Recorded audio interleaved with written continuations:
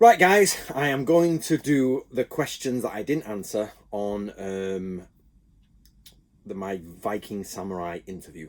So I'm going to be, this is just a bit of a let the camera run video. I'm going to be reading them here on my computer, and then basically I will ignore the questions or jump over the questions that I've already answered, or just read random comments, and let's go for this. So let's have a go. Thank you to Viking Samurai, and I think it was and his mate, God, is it Brian, I think, for putting this together. But I thought I don't want to leave some of the questions hanging, because of course they stop some of the aggressive comments and things. Have a little, let's answer them, I don't mind. Right. First one, Anthony Cummins is the king of LARPers. Now, I get this a lot, right? So if you don't know what LARPing is, live action role play. I actually have some friends who do live action role play. And to tell you a little secret story, when I was doing Bujinkan, all ninjaing and all that stuff, there was multiple times we found local live action role players playing events. They had dogs, they had tents, they had dressed up in medieval gear and all that. And we actually snuck in, infiltrated, full-on Bujinkan ninja outfits, and infiltrated the camp, and you can tell they could hear us, and they weren't sure what was going on and who's coming, and it was like, because they're on guard waiting for monsters and things like that. So and we actually did it in Beesden Castle when I was in my Bujinkan days, probably 20 years ago. We broke into Beesden Castle in Cheshire, and when all the medieval reenactment was there, and they had dogs and everything, and that was full on. That was pretty, because they were like full on live blades and all this, and doing a lot, and they had their night routine going. So this LARPers thing gets pulled up a lot. Now, it's obviously meant as an insult, right? Anthony Cummins, the king of LARPers, just pretending. Well, at the end of the day, let's be honest, anyone in the ninja community has a little bit of the LARP in them, in the sense that if you wanted to, you could just go learn basic street fighting, knife fighting, computer code hacking and all that. But we all want to go back, and for some reason we're attached to this medieval period. Now, I like to not think of it as LARPing, obviously, because LARPing is specifically with plastic swords and all that. And what I find interesting is the Bujinkan are the closest to LARPers, because they actually use foam swords, and they fight with foam swords with protective goggles on, I've seen, and all that. And literally, basically what LARPing does. Whereas I like to think there's a line between historical reenactment, live action role play, and trying to emulate the skills of another. So there are people who come at this from different angles. So there's medieval reenactment. You want to display to people how people lived in the medieval times and show it, there you go. So we do come under the medieval reenactment a little bit. But there's those who follow the warrior path, and they're not bothered about showing the people, they just want to follow the warrior path. We sort of come under that bit. Then there's the historical experimentation, doing the archaeology and the history from a practical standpoint. And then there's the live action role play. There's a goblin over there and you're going to go kill it. We actually, all of us, not just Natoryu, all of us sort of have a little bit of that in all of us, let's be honest. So I never find that as that much of a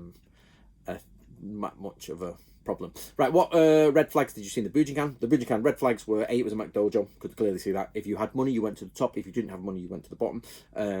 It was filthy. Not saying dojo should be all aikido polished, but it was a little bit like, you're like, something's wrong here. They had comic characters in their what's the word, lineage. They clearly are influenced by Gingetsu Ito, which was this is the biggest issue. Gingetsu Ito wrote a book in 1910s, 1920s, and the Bujinkan didn't come out till 1950s, 60s, exactly when Takamatsu was an old man, so he's quite young in these days, and it seems Bujinkan seems to contain mostly Gingetsu Ito. So I'm ignoring Antonio's questions here because we did them. Anthony, he's put some more in. You're living with Tonga people in Ghana sounds fascinating. Did you uncover any parallels or insights from the culture, shed light on historical conditions? No. I lived with an African village for a month, 5 weeks, to do archaeology. We found a skeleton, lived in no electricity, cooked on open fires and all that. And no, they were horrible. I'm going to be honest, they were bloody horrible people. It was how you would expect a medieval society, even though it didn't have the capabilities of medieval. It was a pre-industrial, pre-medieval society, and they literally, the tallest, biggest man won. And that was the end. And there was about 8,000 people in the tribe. And I remember It was just anybody who does this racism thing, and this is racist. No, just go there. Go to Africa like I did, and the big lads, like we had a fishing event, and the big lads, a small lad would catch a fish, big lad crack, give me that, a bigger lad crack, and it just ended up going to the top families, and that was it. It was horrible. American Ninja, the most authentic. Okay, given your extensive background in ancient archaeology, how do you approach the study of ninja martial arts? Right, I've got to be careful. No ninja martial arts. You mean ninja just military things? I think I did answer that, actually. I did answer that.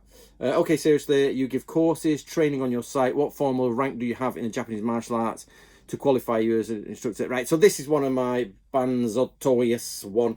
This is my number one thing is, I trained for since I was 7 in the martial arts. I've always trained in the martial arts.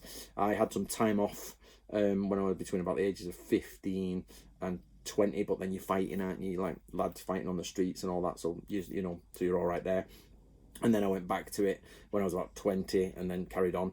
And the simple fact is this is one question I hate, because like, what qualifications do you have to teach incorrect martial arts? What? Like, think about your question.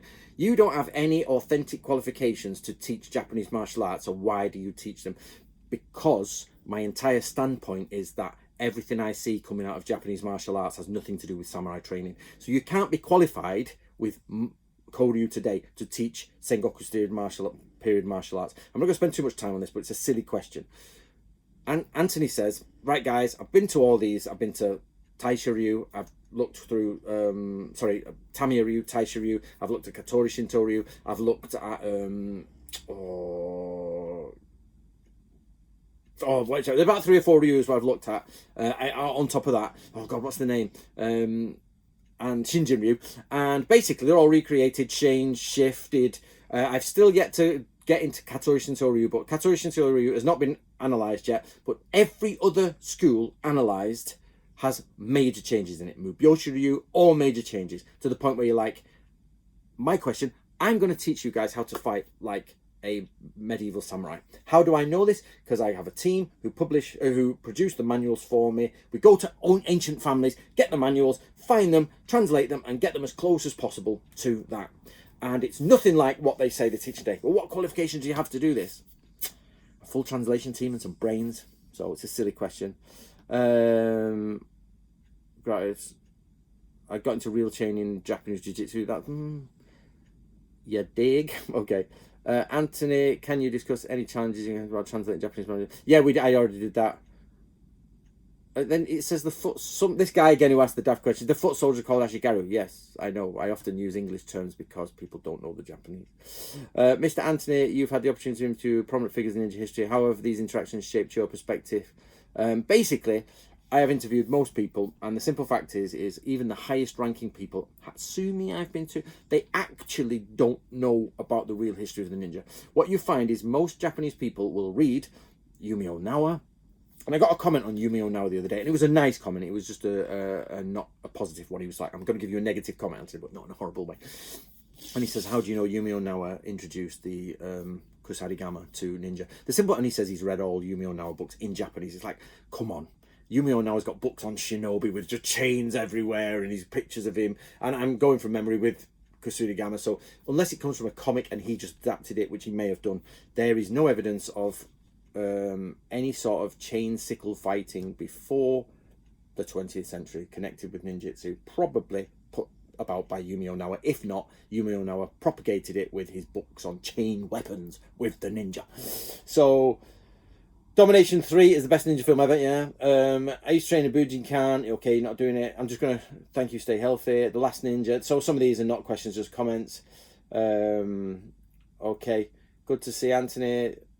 People will look at the translation. Oh yeah, so here we go. I've got one from Signor Zuzu, who is always on my channel. So people will look at the translation of ancient scrolls done by an archaeologist, me, and think, nah, no thank you. Then they see a Mac Dojo and go, shut up and take my money. I have the same one, Signor. It was literally, I was so confused. People were like, Anthony, you're going to be a millionaire. You're going to have this much money. You're going to be like it's going to be amazing. You're the only person who's brought the Bansen Shukai, the Book of Ninja. It's here to thingy. You give it to them. You say, here you go. You can buy it off Amazon. I'm sure you probably downloaded an illegal copy. There you go. Nah. Okay, well, you can dress in black, jump about, throw some shuriken, and pay people a lot of money. Maybe $30 for the Bansen Shukai. Or you can spend thousands of dollars to dress up in fantasy gear and LARP.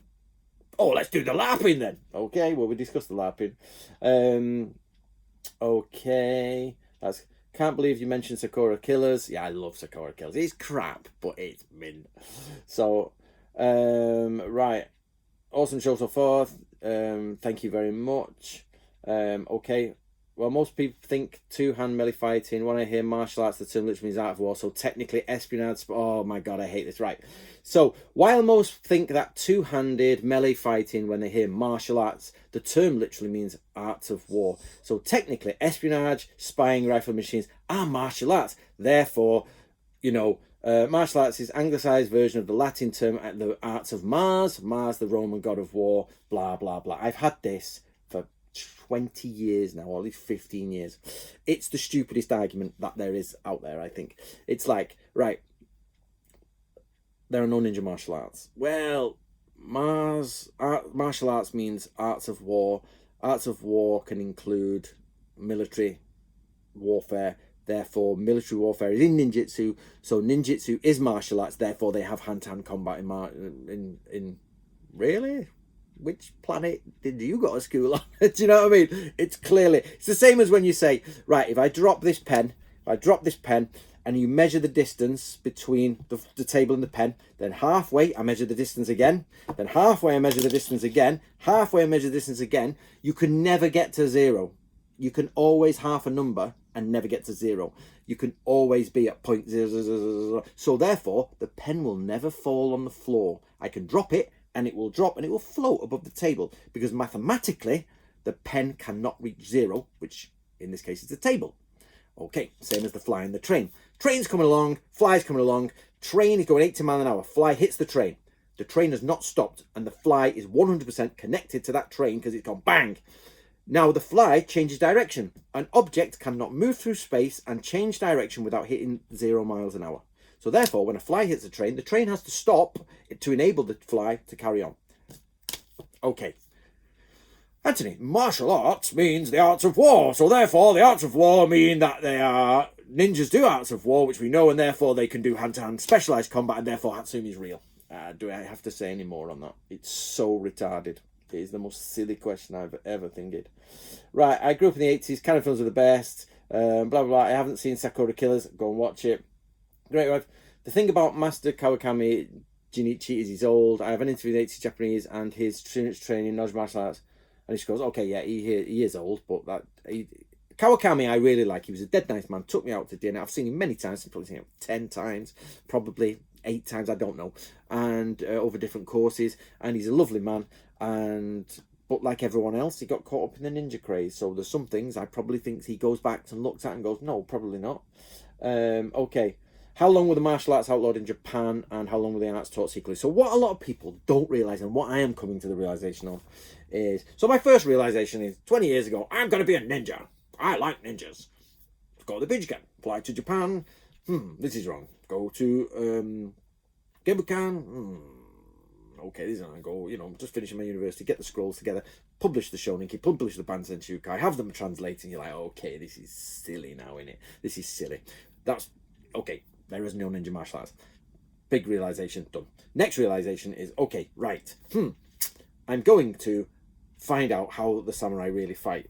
Big smash in the faces. No one knows before the year 1614. 1615, 1614. No one knows. There's a possibility of a 1590 scroll, but we still got to go down that. But bang on 600. Nobody knows how they fought before that. There is zero record. And people say, hold on a minute, Anthony. Katori Shuntaru is that old. Yeah, they are, but do you have a scroll from that date? Do you have a scroll from that date describing anything? No. Okay, well, we haven't got one yet. There might be one. Okay, so you don't have one. So where are the first scrolls describing it? Oh, well, let's go to Yagyu Shinkageryu. The first scroll describing Yagyu Shinkageryu, apart from the family traditions, which basically the family traditions, the Heiho Kadensho, has great, you can get a lot out of it, but it is not as, it's more philosophical. You get more out of the Emokuroku, which is the picture scroll. And I wish I had time to edit all the pictures in for you guys, but I don't. It's Saturday, I'm going to get on with my day. So the first time you get pictures of no skills, he's just doing this, just doing that, is 1606. The first time anybody writes how they are performed is 1707. And then they're totally different to what Yagyu do today. 100% different. Well, 98% different. The first few kata are there, they're all right. After that, totally different. And not even, you give it to a Japanese person, you show them what you've done, and I've done this to two Shinkagyu people, and they go, yes, I know we do it different. It's just changed. So the big realization is martial arts have changed. So what you don't realize is martial arts were being done up until 1590s, 1600s, and nobody's recorded it anywhere. Same as Shinobi no Jutsu, very rare recordings, hardly nothing. There's Mokuroku, which means there's a list of techniques, and they say, well, we have the same list of techniques now, Anthony, so surely they're the same. No, because if you actually analyse, find a list of Mokuroku where somebody, like the Matsudai from Yagyu, has written down what to do, and you compare that list to what they do today, and it's the same kanji, same list, 100% different. You're like, oh, bloody hell. And there's a man out there, you might know him, but I'm not going to say his name, but there's a man out there who has gone through an entire school in the background, without you guys knowing, an entire school, which he claims is mega old.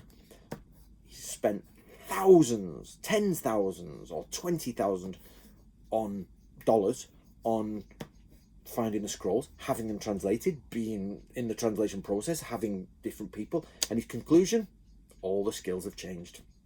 Just changed. In one of the most prestigious, Koryu registered, just changed. I want this little nugget of information for you.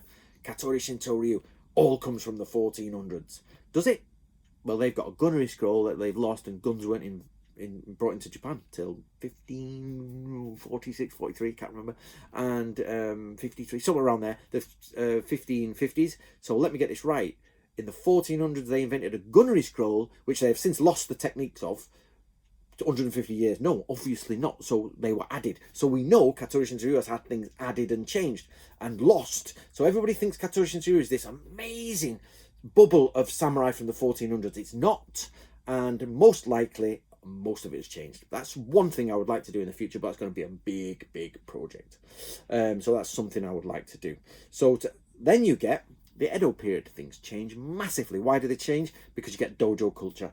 Basically, samurai, the laws on samurai and inheritance and everything else change. So what does that mean? It means, basically, you just let me check my dogs there. Right, so basically, you go through, Jesus Christ, you go through all these changes, and by the 1800s, things have changed. Then you got the different changes within the civil wars of the samurai. Then all of European culture comes to Japan, and they literally drop it, and you find loads of schools just crumble at the end. Natoryu, my number one school, crumbles at the end. Nothing. There's hardly anyone doing it. It probably stays in one place, which is Shikoku. Sorry about that, guys. I don't know how to turn it off, unless I try and change the volume of this. But this is actually, bizarrely, the guys who are working out the oldest Japanese swordsmanship. I've got a team of about 10 people having a look at it, and they're actually working on that now. So then you get to the 20th century, and nobody cares about samurai anymore. They really don't care about samurai. They're fictional. They're like knights. They save maidens in towers, or they do this, blah, blah, blah. And then they, especially after the war, because in the war they made samurai like a...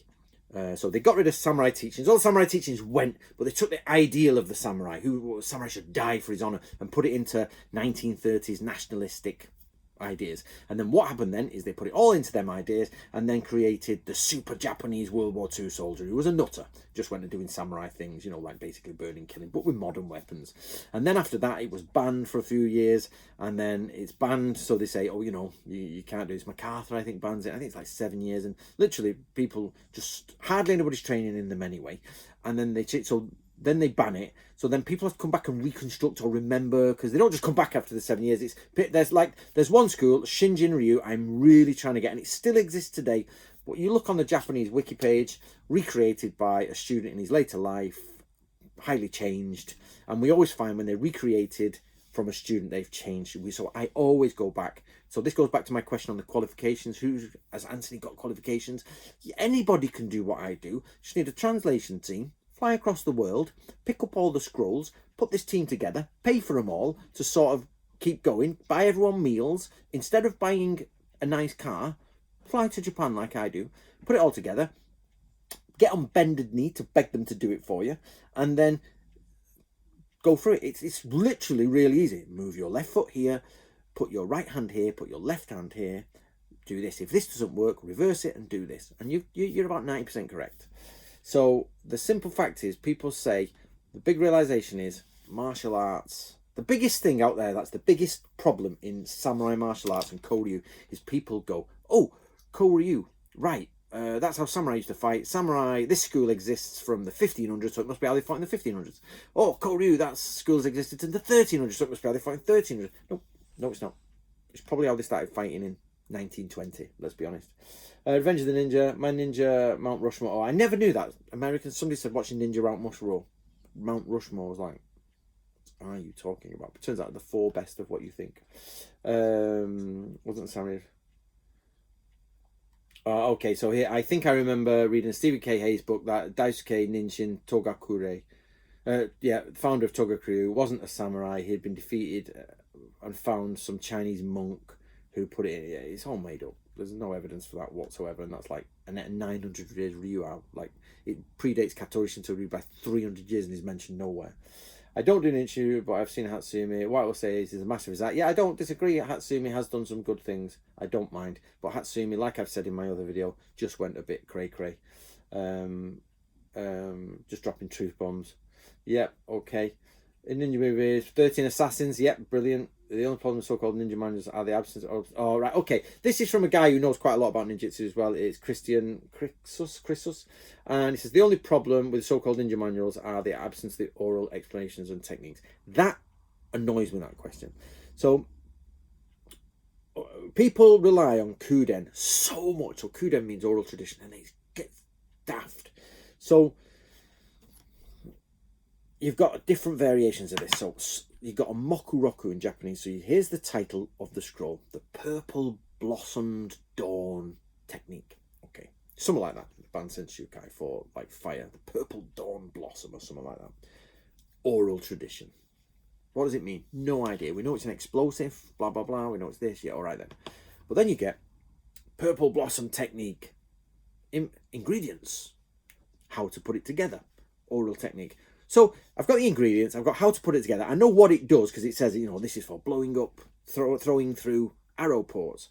So let's just call it the purple. It's probably not, you know, it's probably different. But basically, so it says, put it in a bamboo container, fill it with X, Y, Z, wrap it in paper, light a fuse, throw it through. It's a hand grenade or it's a bomb. Okay, oral tradition. So what oral, you know, it might be like, make your powder, regulate it in this way to get a stronger one. So, because the reason I know this, and I can tell you this for a fact, is 2 reasons I'll tell you for a fact. Anything written down by the samurai onto paper is an oral tradition by definition. Okay? Unless they invented it. You find that people are doing these things in the Sengoku period, and you don't need that many skills. You need a lot of skills, but you don't need to know how to make 16 types of bomb. You just make them. You make your one, or you're different. You're this one and that one, and you carry on. But what we find is later in the Edo period, they collect all the different recipes, and then so you can't remember them all. But when you're doing it day in day out, you make it, and there you go. There's another one. Make it day out. Okay, and then you do this.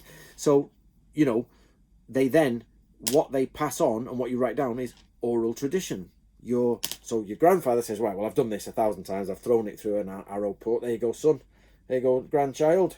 That's how you do it. All right, granddad, thanks. So what do I do? Because he don't make it every day. He's like, okay, step 1, step 2. Okay, thanks you. Yeah, cheers for the oral tradition, Grandad. Written. And then somebody will come along and say there's no oral tradition. The entire writing is oral tradition. That's the point of oral tradition. Second is what you find is with oral tradition, it's just they can't be bothered writing it out.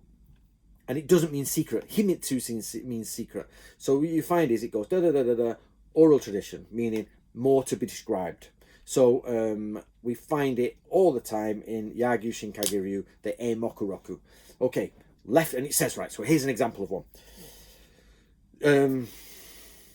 Jutachi, I think. Kyufu, Jutachi. So you're in your kama, you're ready to fight. Step forward and outwards with your right foot. I'm doing this from memory, guys. That's good. Forward and out with your right foot. Go to stab. Step forward with your left foot. So your right foot forward, step out right. Step forward with your left foot and go to stab. The minute he comes to hit the blade, turn side on, straight on, and cut across his arms. Jutachi, I think it's Jutachi, because you're in the Ju shape across his arms. His arms are off. Yep. Kuden. Just told me how to do it. What bit's the Kuden? And people, the worst thing is they say, well, maybe that was written down to trick everyone. And the real Kuden is Togaku Ryu. And just, oh, Jesus Christ. No, it's literally somebody's probably saying, right, well, you need to move your hips in this way.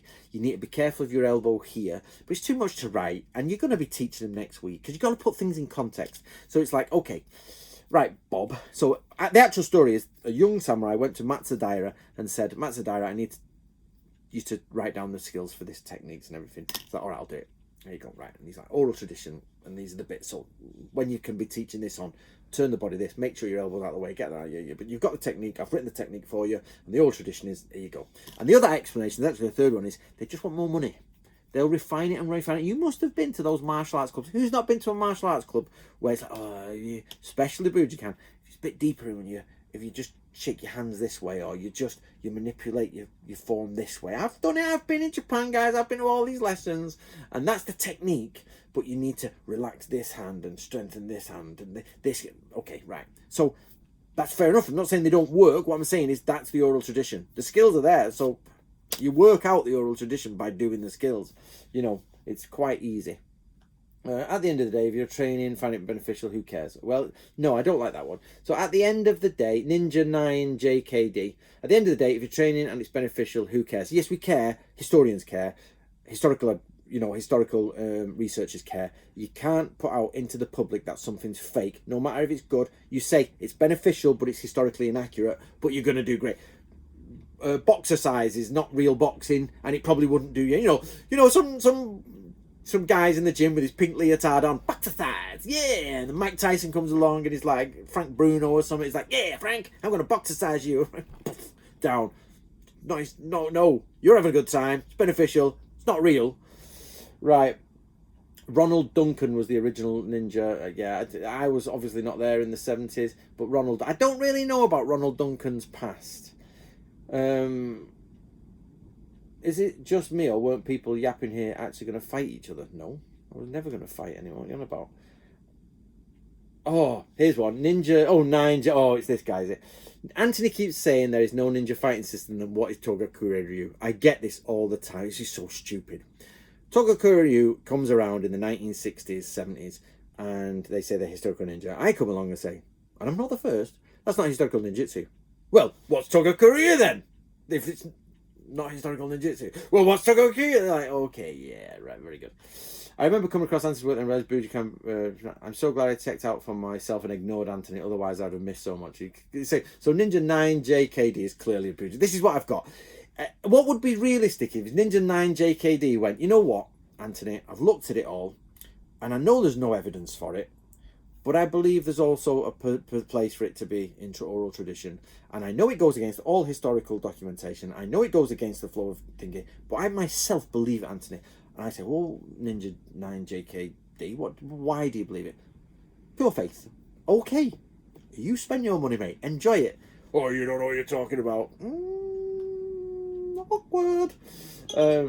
So translation of scrolls is totally different to the application of scroll. It generally takes someone who knows the system to be able to do the kata from the scrolls. Oh, this is the same as the other one. How are you qualified to do it? Well, the people doing it in the real school, Yagyu, Shinkage, Ryu, are not performing what's written in the ancient scrolls. So imagine, guys, right, let's imagine we found Togaku Ryu scrolls, right, for the katas. Yep, even though 1 foot, all this sort of stuff. Handspring, throw shuriken, climb a tree, throw 9 shuriken to kill the samurai before they burn you out of the tree. And what if those scrolls were different to what you practiced? What would you do then? Because that's exactly what's happening with all the Koryu. The Koryu, the scrolls are being brought up, they don't match what's being practiced today. I'm not saying they don't 100% match, but it's not the same system. There's absolutely no way the 9 schools of Budokan were copied off 1920 book. First, you can't just learn this out of a book. Well, yes, you can. Second, you just copy some generic martial arts. Budokan moves completely from most martial arts. I've been training martial arts in 95, having trained in about everything, so I can make these statements with confidence. No, we absolutely know. So this is Ninja JK. We absolutely know that the ninja skills were nicked right out of walking on paper, straight out of Gengetsu Ito. Yep, all of it. Oh, there's loads of it, and he actually nicks out of the Shoninki, and you see it like that. Okay, I lost respect for Cummins. I like Ashida Kim. Just because you like someone doesn't mean, because I'm not a horrible person. If there was ever martial Florence Ashida Kim, so think about it, and just admitted to liking a very obvious scammer. Says the man who's just paid Hatsumi, the very, very obvious scammer. The thing with Ashida Kim is he's not a horrible man. I know he's done some crazy things. It's like, that, nobody's going to believe that Ashida. Nobody believes it. Catching bullets and all that sort of stuff. And I know he gets into wars with everyone. He's never been nasty to me. Hi, Anne, you all right? How's it going? Sends me a Christmas card every year, or a digital one. I hope you have a nice time, Anthony. Okay. Okay, Ashida, I have no reason to dislike that man. None whatsoever. I know other people do, because he's flame warring. I've got none. He's all right, man. Didn't say what he said was true. Do you know what I mean? That's like, I once watched a documentary, and it was the best thing I seen. It was on about, do you know when it was Da Vinci Code and all that, and they were on about finding the Priory of Sion and all this and all that sort of stuff. I really enjoyed that stuff. And there was a man who says, I think, he said, he was basically a bit of a crackpot, and he said, I think all of these landmarks are in the shape of a pentacle, and it's a satanic connection with the Knights Templar and all this. And the historian was like, okay, mate. And they sat there and he said, well, here's my evidence. And they put the evidence down. And the historian said, I don't believe it, but, you know, because he said, I need to find 2 more and we'll have a pentacle. And the historian was like, I don't believe you, but okay, and then where would you look for it? What would you do? And he says, I know it's a bit crazy, but I'm going to try and find it. And they shook hands and they carried on, and probably never met each other again. Well done. They didn't hate each other, but they didn't agree with each other. So, because when I say I don't mind Ashida Kim, people are like, oh, you must believe him then. Learn English. Anthony loves to knock the Budokan. He sounds pretty ignorant of those who has actually studied for years. Well, actually, mate, I've you. So Ninja 9 JKD. How long did you spend in Japan with Hatsumi? How long did you spend with Shoto Tanemura? And how long did you spend with one of the highest ranking? I spent it with Dennis Bartram. So I think I do know what I'm talking about when it comes to Budokan. Once again, excellent choice for guesting the show. There are some misconceptions and falsehoods about the history. Anthony's good at clearing it up. Thank you very much. Okay, so that answers, I think, all the questions that were put on there, and they've been put on there since. So, guys, I hope you enjoyed that. Basically, it's the same old questions again, because what you find is that you find a lot of people come new to this, or they've heard about Anthony Cummins doing this, and they come and say, well, martial arts is the arts of war, and the arts of war of Roman day, and everybody else in the room is going, Jesus Christ, Anthony, how'd you put up with this? Like, I get this every day. And then it's like, well, there's no ninja martial arts. What about Togakure Ryu? Before you're even late to the conversation, work out what the conversation's about. Anthony's a LARPer. You dress in black and play with rubber swords. Pot and kettle, all right? So, you know, there you go. Anyway, guys, there you are. So it's now Saturday afternoon, 20 to 2. I'm going to enjoy my day. It's now leathering it down outside.